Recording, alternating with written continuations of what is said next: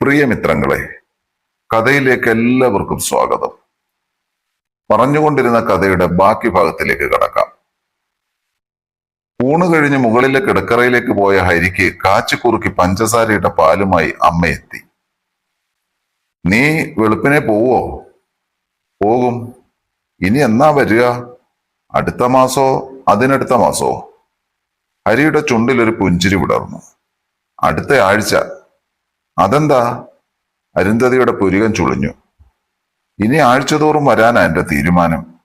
അത് ബുദ്ധിമുട്ടല്ലേ? പഠന ഉഴപ്പില്ലേ നിനക്ക്? ഒരു കുഴപ്പവും ഇല്ല, ഒരു ഉഴപ്പും ഉണ്ടാവുകയുമില്ല. അമ്മയ്ക്ക് ഞാൻ MBBS ഹൈ മാർക്സോടെ ജയിച്ചു കണ്ടാ പോരെ? ദേവനും ജാനകിയും അമ്മയെ ഉമത്തിയിലിട്ട് നീട്ടണമെന്ന് പറഞ്ഞല്ലോ. ഇന്നിപ്പോ എനിക്കും അത് ബോധ്യായി. അതുകൊണ്ടാ ആഴ്ചതോറും വരാന്ന് വെച്ചത്. നിന്റെ ഒരു പ്രസൻസ് ഉണ്ടായാ അവരധികം വാല് പൊക്കില്ല. അയ്യേ, അവൾ ചിരിച്ചു. അവരെ പേടിച്ചാണോ കുട്ടി ആഴ്ചതോറും ഓടി വരാൻ പോണത്? അവരെ നിലയ്ക്ക് നിർത്താൻ ഈ അമ്മ ഒരാൾ മതി. രണ്ടിനെയും എങ്ങനെ കൈകാര്യം ചെയ്യണമെന്ന് എനിക്കറിയാം. ഡിഗ്രി കഴിഞ്ഞാൽ ഉടൻ ഉള്ള സ്വർണവും കുറച്ചു പണവും കൊടുത്ത് ജാനകിയെ ഉദ്യോഗമുള്ള ഏതേലും ചെറുപ്പക്കാരന്റെ കയ്യിൽ പിടിച്ചേൽപ്പിക്കും.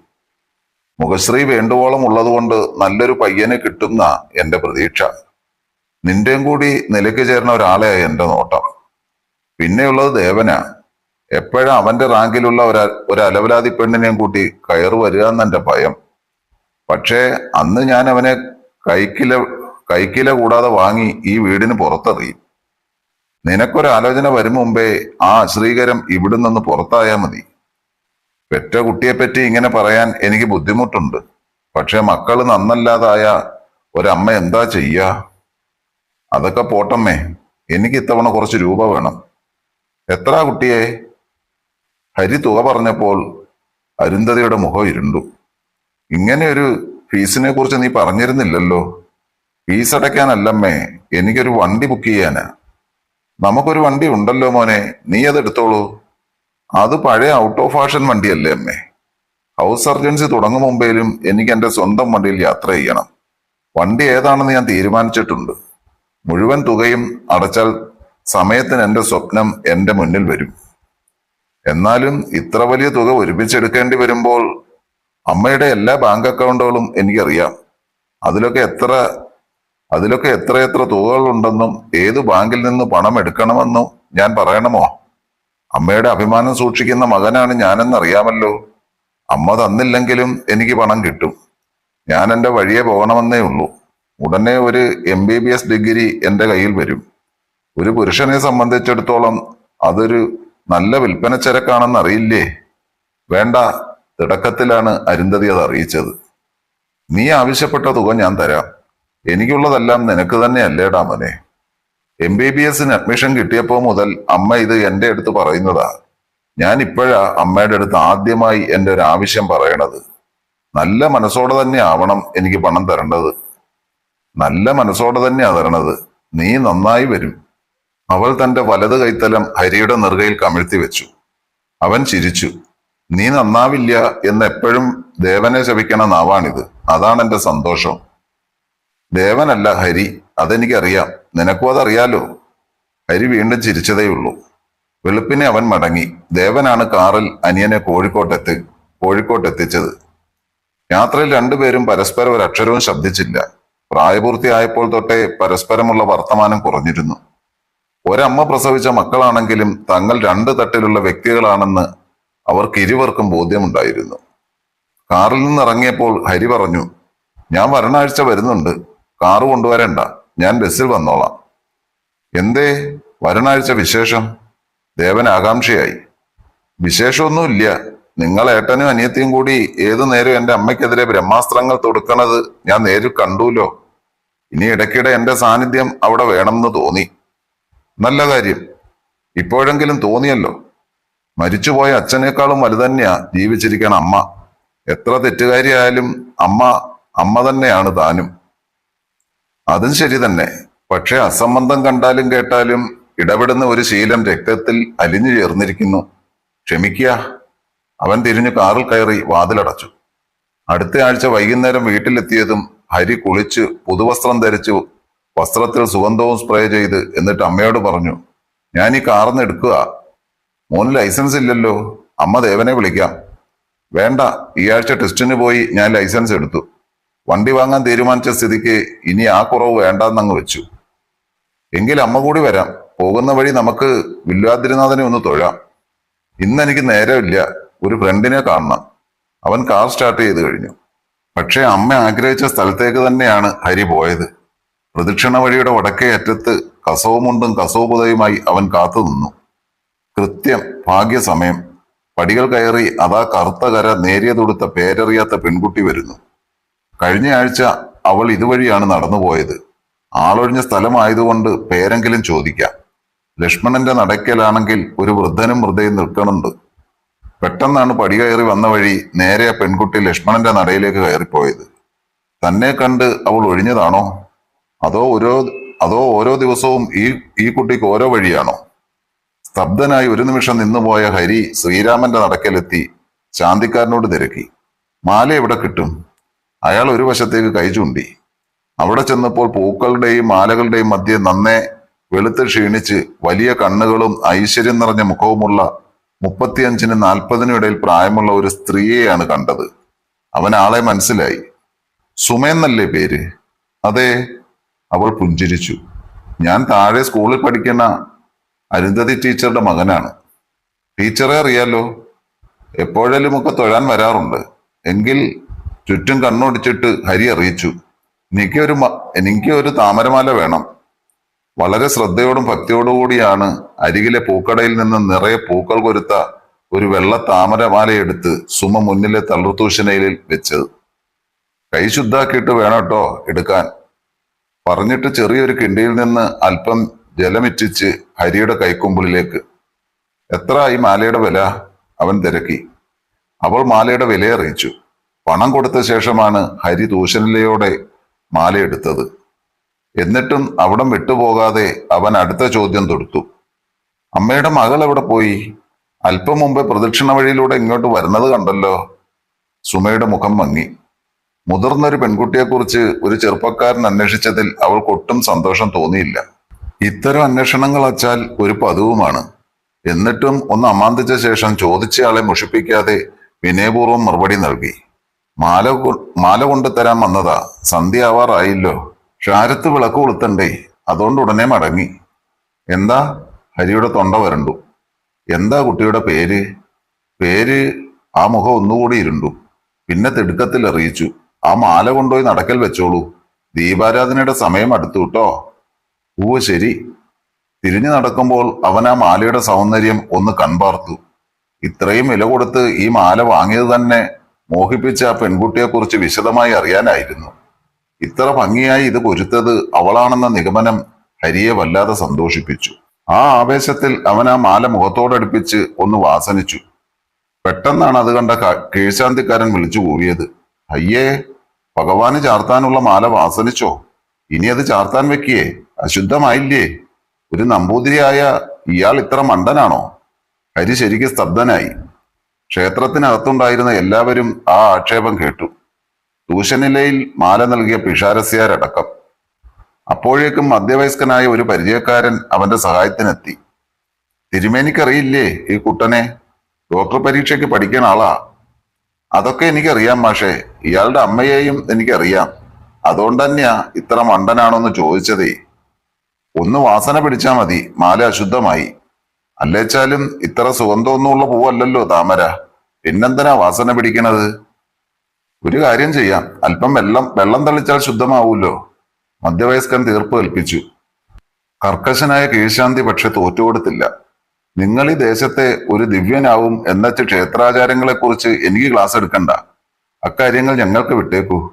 പിന്നെ ഹരിയോട് പറഞ്ഞു, ദൈവകോപം തലയിൽ ഏറ്റേണ്ട അച്ഛ, അശുദ്ധമായ ആ മാല വേഗം പുറത്തെ നിർമാല്യ പാത്രത്തിൽ കൊണ്ടിട്ടോളൂ കേട്ടോ. അങ്ങനെ നിർദ്ദേശിച്ച് അയാൾ ശ്രീകോവിലിനകത്തേക്ക് കയറിപ്പോയി. മറന്നേക്ക, മധ്യവയസ്കൻ അവനെ സമാധാനിപ്പിച്ചു. മഹാചൂടനാ ഈ കീഴ്ശാന്തി. മേൽശാന്തി അച്ഛ അങ്ങേയറ്റം സ്വാത്വികനും. അവര് തമ്മിൽ തന്നെ ഏത് സമയം ശണ്ടയാ. അപ്പോ പിന്നെ നമ്മൾ കണ്ണടക്കിയല്ലേ നിവർത്തിയുള്ളൂ. ഹരി എന്നിട്ടും നിറഞ്ഞ നിരാശയിലാണ് ആ മാലയുമായി പുറത്തേക്ക് പോയത്. ഈ സംഭവം ജീവിതത്തെ എന്നും ബാധിക്കുന്ന ഒരു അപശകുനമാകുമോ എന്ന് പോലും അവൻ ഭയന്നു. തനിക്ക് നേരിട്ട അപമാനം തന്റെ പെൺകുട്ടിയുടെ അമ്മയുടെ മുന്നിൽ വെച്ചായതാണ് ഹരിയെ ഏറ്റവും അധികം അസ്വസ്ഥനാക്കിയത്. പ്രദക്ഷിണ വഴി ചുറ്റി അവൻ പിന്നിലേക്ക് എത്തുമ്പോൾ സുമപിഷാരസ്യർ പുറത്തെ വലിയ വിളക്കിലെ എണ്ണത്തിരികൾ കത്തിക്കുകയാണ്.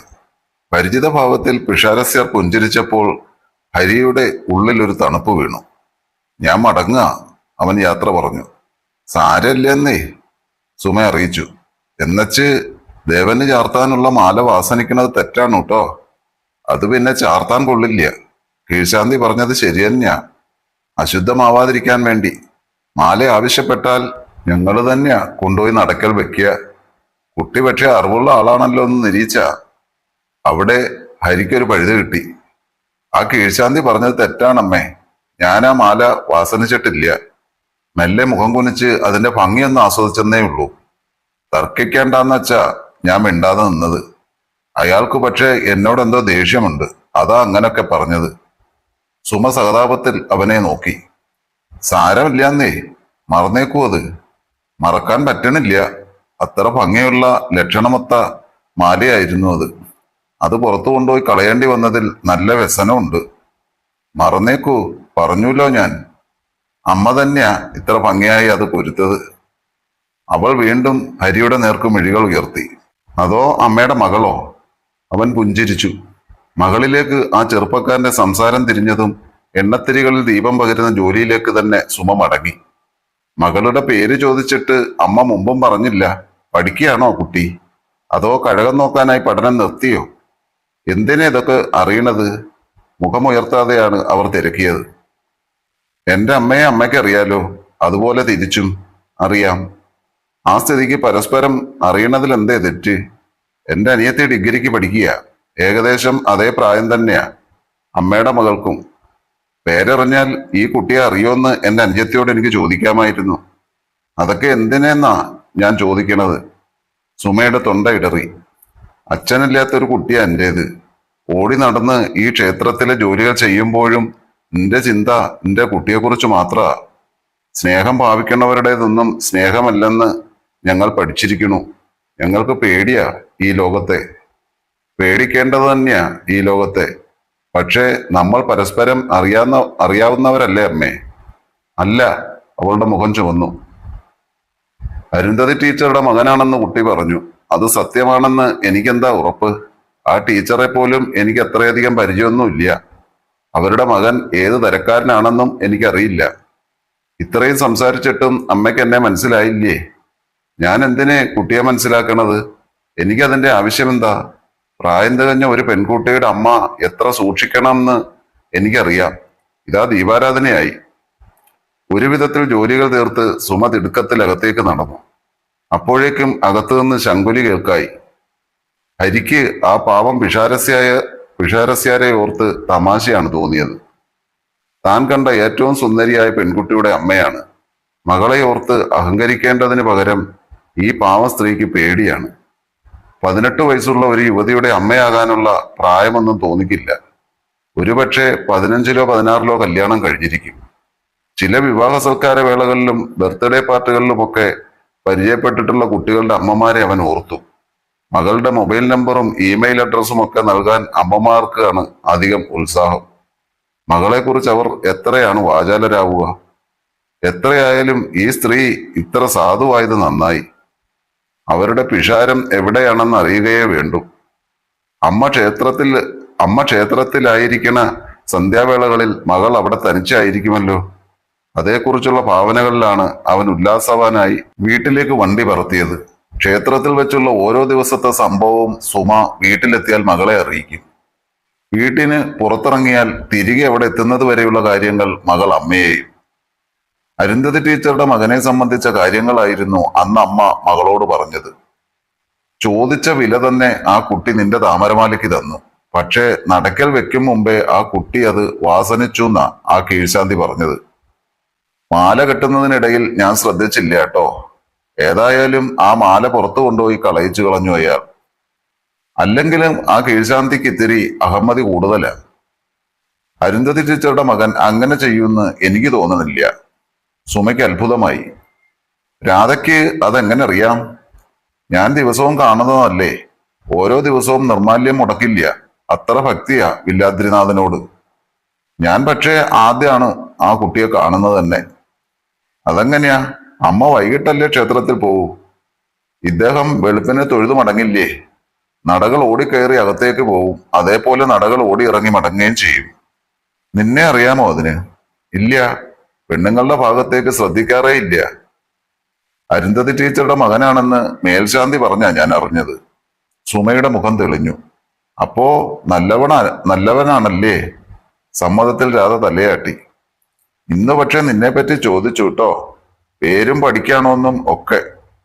TTCക്ക് പോണ കാര്യം അമ്മ പറഞ്ഞോ? പേര് പോലും ഞാൻ പറഞ്ഞില്ല. ആളും തരവും അറിയാതെ ആരോടും അടുപ്പം കാട്ടണോളല്ല ഈ അമ്മാന്നറിയാലോ. അച്ഛല്ലാത്ത കുട്ടിയാ നീയ്. എനിക്കും നീയും നിനക്ക് ഞാനും മാത്രം.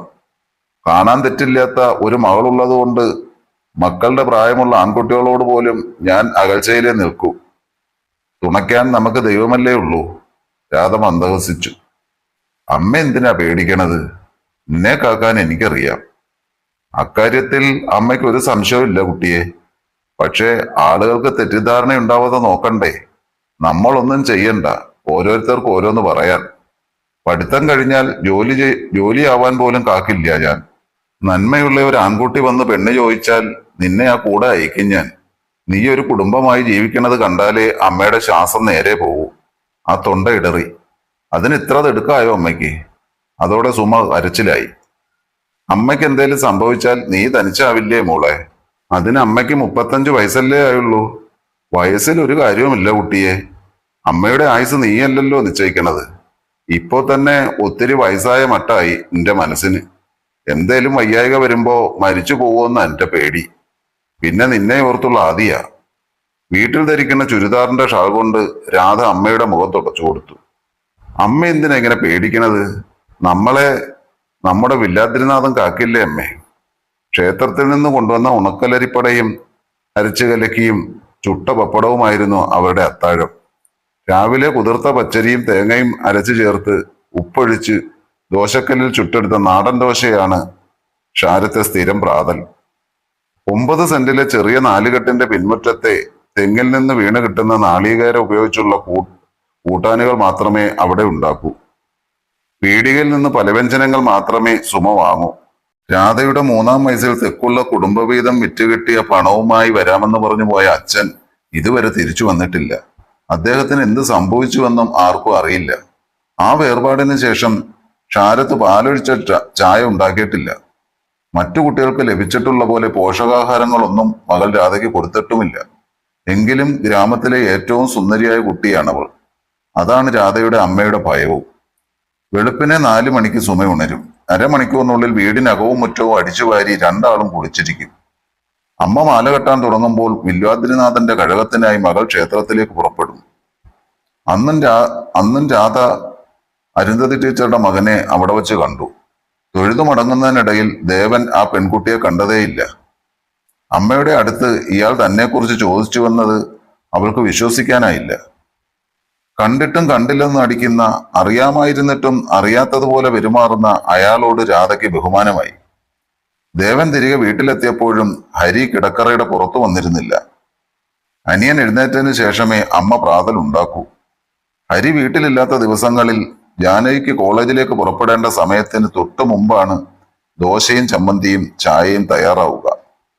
ആ ജോലികളൊക്കെ മകളെ കൊണ്ട് തന്നെ അമ്മ ചെയ്യിക്കും. എല്ലാവരും പോയ ശേഷവും ഏറ്റവും അവസാനമാണ് അരുന്ധതി ടീച്ചർ സ്കൂളിലേക്ക് യാത്രയാവുക. 6-ന് വർക്ക്ഷോപ്പിൽ എത്തേണ്ടതിനാൽ ദേവൻ ഒരിക്കലും സ്വന്തം വീട്ടിൽ നിന്ന് പ്രാതൽ കഴിച്ചിട്ടില്ല. ആ സമയത്ത് അവനും ഒരു സഹായിയും മാത്രമേ വർക്ക്ഷോപ്പിൽ ഉണ്ടാവാറുള്ളൂ. ദേവന്റെ അത്യുത്സാഹത്തിനും കഠിനാധ്വാനത്തിനും വർക്ക്ഷോപ്പ് ഉടമ കരുണാകരൻ സാറിന് അവനെ പുത്രനിർവിശേഷമായ സ്നേഹമാണ്. കുട്ടനെന്ന് വാത്സല്യത്തിലെ അയാൾ വിളിക്കും. വർക്ക്ഷോപ്പിൽ പോവാനായി ദേവൻ വേഷം മാറ്റി ഇറങ്ങിയപ്പോഴാണ് പിന്നിൽ നിന്നൊരു വിളി. ദേവൻ തിരിഞ്ഞു നോക്കി. ഹരിയാണ്. എന്നെ ഒന്ന് കോഴിക്കോട്ട് എത്തിക്കണം.